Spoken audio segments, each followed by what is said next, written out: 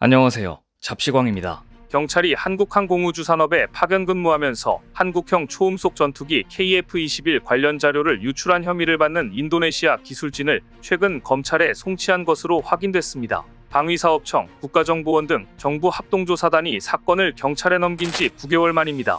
앞서 지난 1월 경남 사천시에 있는 카이 본사에서 일부 인도네시아 기술진이 KF-21 관련 자료가 담긴 비인가 이동식 저장 장치를 가지고 외부로 나가려다 적발됐는데요. 당시 USB에는 6,600건의 자료가 담겨 있던 것으로 알려져 파문이 일었습니다. 인도네시아는 카이와 2016년 KF-21 공동개발 계약을 맺고 이후 자국 기술자 10여 명을 카이에 파견했습니다.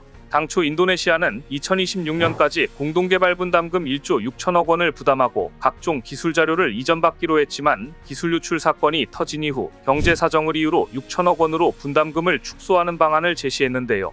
결국 한국도 결단을 내려 앞으로 부족한 재원은 카이와 정부가 공동 분담하는 대신 기술 이전도 인도네시아가 내겠다는 6천억 원 범위 안에서 하는 것으로 결론지었습니다. 이처럼 공동개발국으로서의 의무를 다하지 않는 것은 물론 한국에 파견한 기술진들이 기술을 유출하려던 것이 아니냐는 의혹까지 받고 있는 지금 한국인들은 인도네시아에 대해 상당히 실망하고 있었습니다.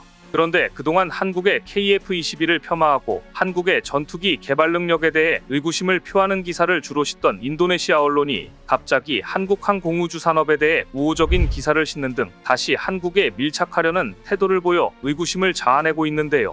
오늘은 갑자기 한국 KF-21에 대해 호의적인 기사를 내보내고 있는 인도네시아의 속내는 무엇이고 현재 KF-21에 대해 적극적인 관심을 보이고 있는 나라들은 어디인지 자세히 알아봅니다.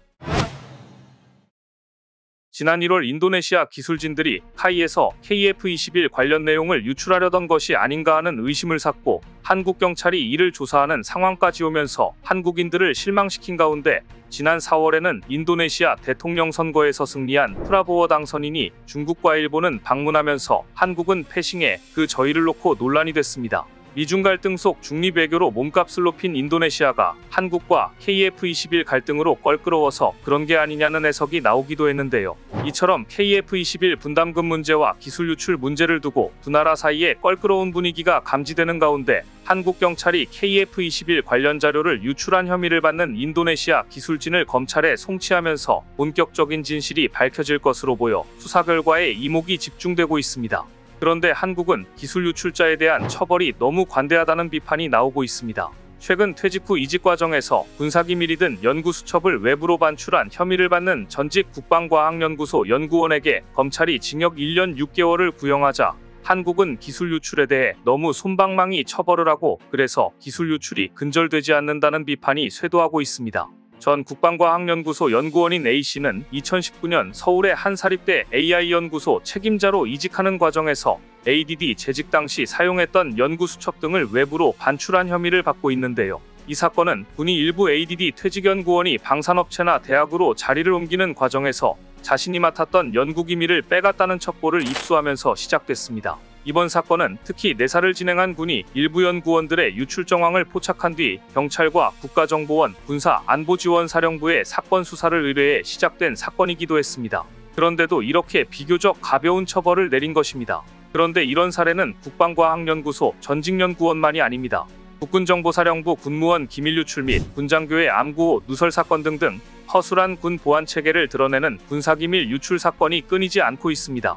국회 국방위원회에서 밝힌 자료에 의하면 2021년부터 올해 7월까지 군사기밀보호법 위반 및 군기누설로 군검찰이 기소한 사건은 총 29건이었습니다.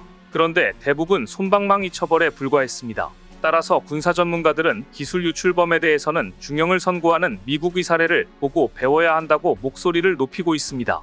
얼마 전 미국은 미국의 B2 스텔스 폭격기 개발에 참여한 인도 출신 엔지니어가 중국의 군사기밀을 팔아넘긴 혐의로 징역 32년형을 선고했습니다. 인도 출신의 이 엔지니어는 2005년 월 1만 5천 달러에 이르는 주택대출금을 갚고자 중국의 스텔스 크루즈 미사일 개발을 돕는 대가로 최소 11만 달러를 받은 혐의로 체포됐습니다. 검찰은 이 엔지니어가 열발산을 낮춤으로써 적외선 레이더와 미국의 열추적 미사일을 피할 수 있는 미사일 배기 노즐 설계를 도왔다고 밝혔는데요. 고아디아는 1968년부터 1986년까지 미국 방산업체 노드롭 그루먼의 전신인 노드롭사에서 근무하면서 B2 스텔스 폭격기의 추진 개발에 참여했습니다. 앞서 미국 법원은 지난 3월 중국 출신 엔지니어 동판 그레그 청에 대해 산업 스파이 혐의 등으로 징역 15년형을 선고했으며 2008년에는 중국에 방산 기술을 넘기려는 음모를 꾸민 혐의로 유죄가 확정된 치막이라는 이름의 방산업체 엔지니어에 대해서는 징역 24년형을 선고한 바 있습니다.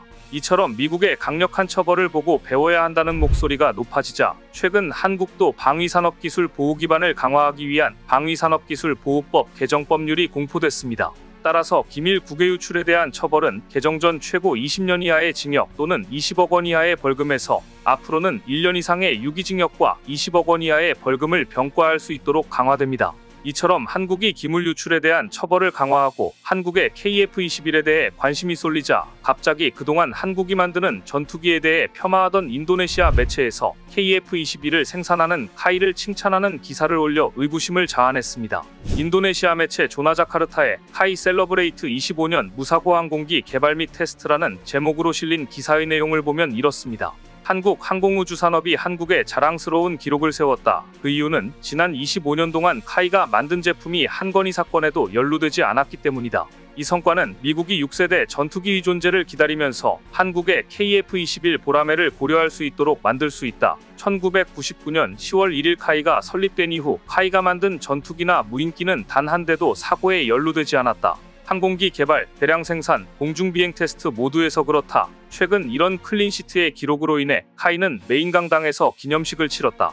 이날 행사에는 강구영 카이 사장, 문희찬 차관 등 주요 기업 인사들이 대거 참석했다. 사고 없이 25년이라는 기록을 세운다는 것은 쉬운 일이 아니다. 미국과 유럽의 사례를 보면 항공전투기 함대 개발 과정이 위험도가 매우 높기 때문에 예상치 못한 사건으로 얼룩지는 경우가 드물지 않다. 인도네시아 매체는 왜 갑자기 미국이 KF-21 도입을 고려하게 될 수도 있다는 제목의 기사를 올리면서 지금까지와는 다르게 한국 항공우주 산업 카이를 칭찬하는 기사를 올린 것일까요? 미국 내에서 F-35가 너무 비싸다며 논란이 되자 이 이슈를 언급하며 한국 KF-21을 띄우기에 나선 인도네시아의 의도는 무엇일까요? 너무 황당하고 뜬금없는 노골적 아부라 이번 기술 유출 사건으로 인한 한국의 분노를 무마하려는 의도가 아닌가 하는 말까지 나오고 있는데요. 최근 로키드 마틴은 도널드 트럼프 대통령 당선인이 F-35 라이트닝2 스텔스 항공기 추가 구매 계약을 해지할 수 있다는 보도를 일축했습니다.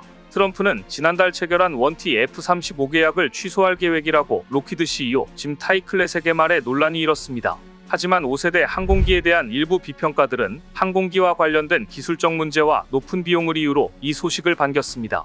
폭스뉴스의 저널리스트 닉 소터는 이렇게 썼습니다. F-35의 충돌, 지연, 비용 초과 의향은 예상치 못한 수준입니다. 이는 미군 역사상 가장 낭비적인 프로젝트 중 하나입니다. 대신 무인 항공기에 투자하세요. 사실 미 정부가 로키드 마틴에게 F-35 주문 계약을 해지할 것이라는 소문은 도널드 트럼프 대통령 당선인의 핵심 고문이자 현재 새로 창설된 정부 효율성 부서를 이끄는 임무를 맡고 있는 머스크가 로키드 마틴 라이트닝2를 표적으로 삼은 지 며칠 만에 나왔습니다. 트럼프 2기의 정부 효율화부의 수장으로 지명된 머스크는 F-35 전투기에 대해 F-35 설계는 요구사항 단계에서부터 문제가 있었다. 비싸고 복잡한 모든 것을 조금씩 할 수 있지만 어느 것도 뛰어나게 잘하지 못하는 기체가 됐다. F-35 같은 유인 전투기를 만드는 멍청이들이 아직 있다. 로키드 마틴의 전투기는 점점 구시대의 유물이 돼가고 있다. 이렇게 강력히 비판하면서 미래는 드론이 전쟁터를 장악할 텐데 여전히 F-35와 같은 고가의 비행기를 만들고 있느냐고 빈정거렸습니다. 머스크가 앞으로 연방정부의 대규모 예산 절감에 나설 예정인 가운데 이번 언급은 국방부의 F-35 관련 비용을 대거 삭감할 것이라는 의도로 관측되고 있는데요. 머스크는 대선 전 낭비를 근절해 연방정부 예산을 적어도 2조 달러 약 2,800조 원 감축할 수 있다고 공언해왔습니다. 하지만 로키드 마틴은 자신들과 미 국방부가 F-35 전투기 2대를 추가로 구매하기로 합의했다고 밝혀 일론 머스크로부터 시작된 F-35에 대한 논란을 일축했습니다. 과연 머스크가 트럼프 행정부에서 요직을 차지한 후 후원장담했던 대로 F-35에 들어가는 천문학적 비용을 줄일 수 있을 것인지 아니면 여전히 로키드 마틴이 미 국방부와 여러가지 전투기 개발에 나설 것인지 비추가 주목되는 가운데 분명한 것은 종합적으로 봤을 때 F-35 한 대를 만들고 유지보수 운용하는 데에는 천문학적 비용이 든다는 것. 그래서 가성비로 따지면 한국의 KF-21은 정말 좋은 선택이 된다는 사실입니다. 이런 사실을 아는 나라들은 인도네시아를 제외하고도 현재 KF-21을 원하고 있습니다. 한국은 지금 우리가 직접 개발하고 생산하는 한국형 전투기 KF-21 보라매의 생산을 위해 체계 개발 완료 및 실전 배치를 위해 절찰리 진행 중입니다. 전문가들은 오는 2026년이면 KF-21의 개발 성공 및 실전 배치 소식을 듣게 될 것으로 전망하고 있는데요. 당초 카이는 KF-21 블록 1 40대를 최초 양산할 계획이었으나 국책연구기관이었던 한국국방연구원은 공대공 미사일 무장시험 등 성능 검증과 관련해 초도 양산 물량 축소를 권고한 바 있습니다. 그러나 전력 공백을 막기 위해 40대가 필요하다는 군 당국의 입장이 관철되면서 올해 20대에 대한 생산 계약을 우선 체결하고 나머지 20대에 대한 계약을 내년에 체결하는 조건부 방식으로 초도 물량 40대가 결정됐습니다. 아직 개발 과정이기 때문에 성능 확인 이전에 양산 대수를 늘릴 수 없다는 부담도 설득력 있기는 합니다. 당초 계획이었던 KF-21 블록 1 40대에 2032년까지 블록 2 80대를 추가 양산하는 120대를 모두 양산하게 되면 양산 단가는 크게 변하지 않을 것으로 보이는데요. 결국 20+20 방식으로 두 번에 걸쳐 계약하는 방식을 띠게 된 KF-21은 올해 6월 방위사업청 카이 사이의 계약으로 1차 물량 20대가 확정됐고 내년 공대공 무장검증 시험을 마치면 추가 20대 양산 계약이 체결될 전망입니다. 현재 대당 단가를 1112억 원으로 추정되고 있습니다. KF-21의 경쟁 대상으로 꼽히는 프랑스 전투기 라팔이 한 대당 1,500억 원가량에 거래되는 것으로 알려져 있는 것을 감안할 때 KF-21의 가격은 상당히 경쟁력 있는 수준으로 판단할 수 있습니다. KF-21 보라매는 이달 초 1000회 무사고 비행을 달성한 바 있는데요. 체계 개발 시험 비행으로 계획된 2000소티 중 절반을 소화해낸 것입니다.